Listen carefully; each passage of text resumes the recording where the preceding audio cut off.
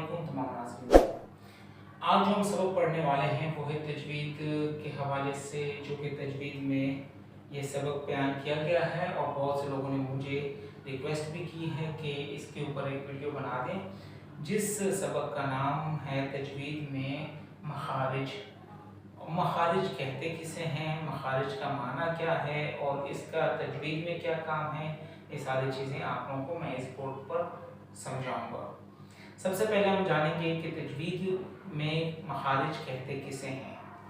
देखें यहाँ पर आप लोगों के सामने मैंने लिखा हुआ है, जो आप देख भी सकते हैं, ठीक है। तो इसमें मैंने सारी चीज़ें मखारिज के हवाले से आप लोगों के सामने बयान की हैं।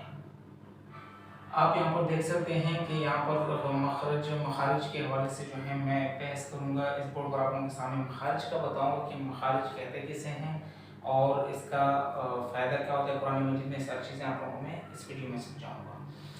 सबसे पहले स्टार्ट करते हैं कि मखारिज का मतलब क्या है। हर्फ के निकलने की जगह को मखरज कहते हैं, ठीक है। जब हम कोई हर्फ पढ़ते हैं, अपने मुंह से अदा करते हैं, जब वो किसी जगह पर लगते हैं ज़बान और वो मखरज अदा होता है, तो उसे जो है हम मखरज कहते हैं कि जब ज़बान किसी जगह पर लगकर जो आवाज़ निकलती है उस आवाज़ को मखरज कहा जाता है, ठीक है। यहाँ पर आप लोगों के सामने मखरज का मैंने बता दिया कि हर्फ के निकलने की जगह को मखरज कहते हैं। इसके बाद हल्क ज़बान मुंह का खला, हल्क जो गर्दन है इसको हम हल्क कहते हैं, ठीक है। हाँ, इसमें 3 हिस्से हैं गर्दन वाली जगह पर। उसके बाद ज़बान की जो ज़बान से जो हुरूफ अदा होते हैं उसके बारे में। मुंह का खला से मुराद मुंह का खाली हिस्सा जिससे हुरूफ अदा होते हैं। होंठ खैशूम जो है, होंठ वो हुरूफ जो होंठ से अदा होते हैं, हुरूफ शफ़तैन कहते हैं उसे, वो हुरूफ शफ़विय्या भी कहा जाता है। तो ये होंठ से वही हुरूफ अदा होते हैं। उसके बाद खैशूम किसे कहते हैं।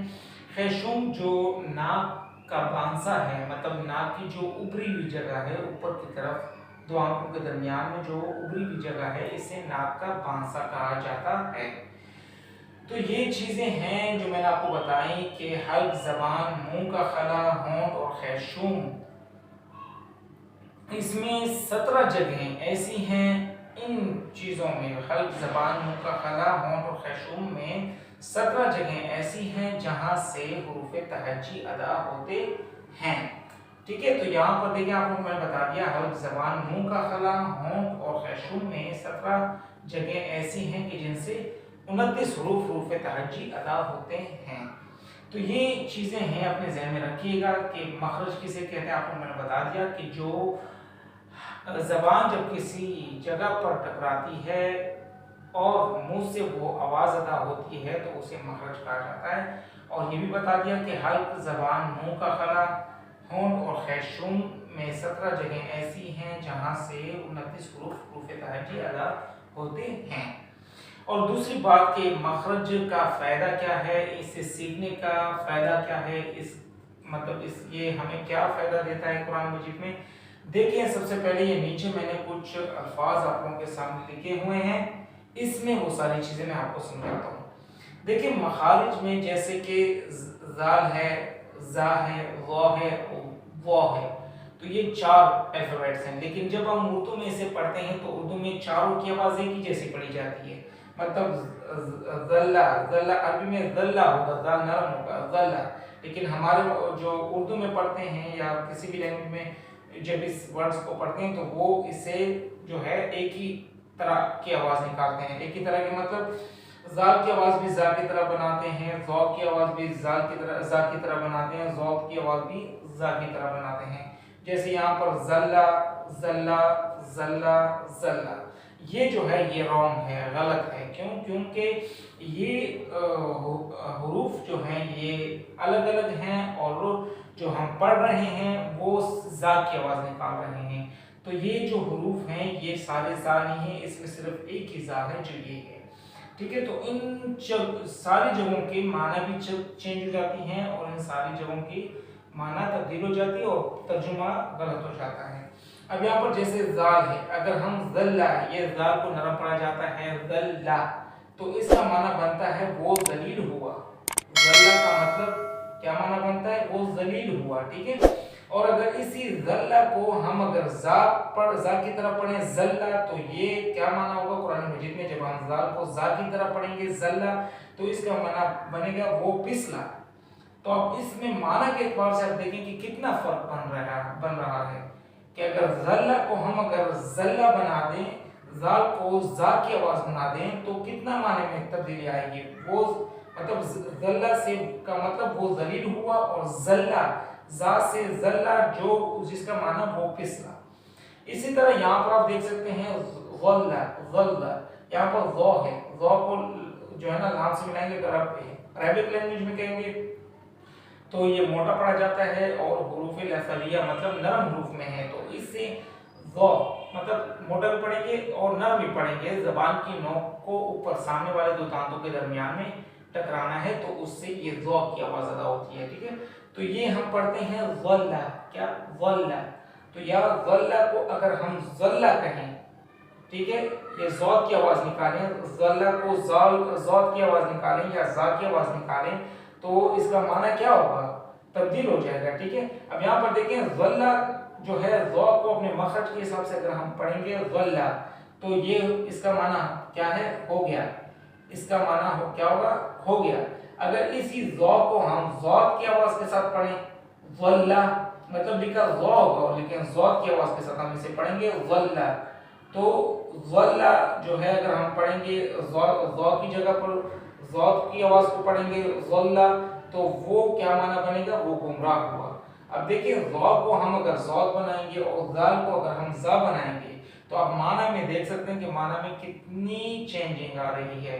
तो जब हम कुरान मजीद में इस तरह के अल्फाज इस्तेमाल करेंगे, अगर हम मखारिज को अपनी जगह से नहीं पढ़ेंगे, तो आप इसका अंदाज़ा लगा सकते हैं कि कुरान मजीद में हम आयतों के तर्जुमे कितने ख़राब हो जाएंगे और आयतों के तर्जुमे में बहुत तब्दीली आएगी।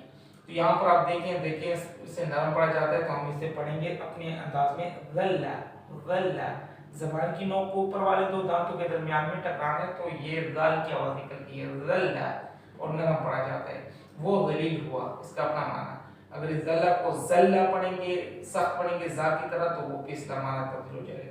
इसी तरह ज़ौ जो है ये मोटा पढ़ा जाता है, इसकी अपनी जगह है, इसको ज़ौद की तरह नहीं पढ़ेंगे, ज़ौ को ज़ौद की तरह नहीं पढ़ेंगे। अगर ज़ौद को ज़ौद की तरह पढ़ेंगे, तो यहाँ पर क्या होगा, इसका माना वो गुमराह हो जाएगा। लेकिन ज़ौ की आवाज़ को अपने मखरज के हिसाब से पढ़ेंगे, तो इसका माना बिल्कुल ठीक होगा, हो गया, ठीक है। तो ये थे हमारे यहाँ पर इस मखारिज के हवाले से कुछ चीज़ें कि हमें चाहिए कि हम कुरान मजीद में मखारिज का ख़ास ख्याल रखें, क्योंकि कुरान मजीद की जो आयात हैं उसमें हम उर्दू लैंग्वेज या कोई और लैंग्वेज जो है उसमें इस्तेमाल ना करें, ताकि कुरान मजीद की आयतों की बेहुरमती ना हो और कुरान मजीद की आयतों के तर्जुमे चेंज ना हो। तो यहाँ पर देखिए आप लोगों के सामने मैंने आपको बयान कर दिया। और इसके अलावा एक और बात आपको करता चलूँ कि जब आप मैथमेटिक्स पढ़ते हैं, तो मैथमेटिक्स में क्या होता है कि जब आप पूरी सोल्यूशन उसकी सही निकालते हैं, पूरी सोल्यूशन आप सही निकाल देते हैं, और आखिर में एंड में जब जवाब मिसाल के तौर पर कोई जवाब आ रहा है, मिसाल 110, और गलती से आपने उससे 109 पढ़ा या 108 पढ़ा या 108 लिख दिया या 109 लिख दिया, तो आप मुझे ये बताएं कि वो पूरा सोल्यूशन पूरा सॉल्व जो किया हुआ है वो गलत हो गया या नहीं। गलत हो जाएगा, क्यों? क्योंकि आपने जवाब गलत लिखा, भले आपने सोल्यूशन सही निकाला हो, सॉल्व सही किया हो, लेकिन जवाब आपने गलत लिखा है, तो इसी वजह से वो पूरा का पूरा जवाब गलत हो जाएगा, ठीक है। तो इसी तरह अरेबिक में भी है, देखिए अरेबिक में भी अगर आप हुरूफ का लिहाज नहीं रखेंगे, मखारिज का लिहाज नहीं रखेंगे, हरकत का लिहाज नहीं रखेंगे, तो आप कुरान मजीद में जो भी आयत पढ़ेंगे, ज़बर की जगह आपने ज़ेर पढ़ लिया, मतलब फतह की जगह पर कसरा पढ़ लिया या ज़म्मा पढ़ लिया, या उसके अलावा आपने ज़ाल को ज़ा पढ़ लिया, ज़ौ को ज़ौद पढ़ लिया, तो इसी की वजह से पूरे कुरान मजीद की जो आयत होगी उसका माना बिल्कुल चेंज हो जाएगा, मतलब बिल्कुल गलत हो जाएगा। तो आप लोगों से रिक्वेस्ट है कि इन मखारिज का ख़ास ख्याल रखें और इसे अच्छी तरह से याद करें। यहाँ पर अल्हम्दुलिल्लाह हमने इस मखारिज के बारे में आप लोगों को बयान कर दिया। इंशाअल्लाह आगे तजवीज़ कुरान के मखारिज के हवाले से हम और सबक का جو ہے آپ لوگوں کو بیان کریں گے۔ اپنا خیال رکھیے گا، دعا میں یاد رکھیے گا، التماس دعا، اللہ حافظ۔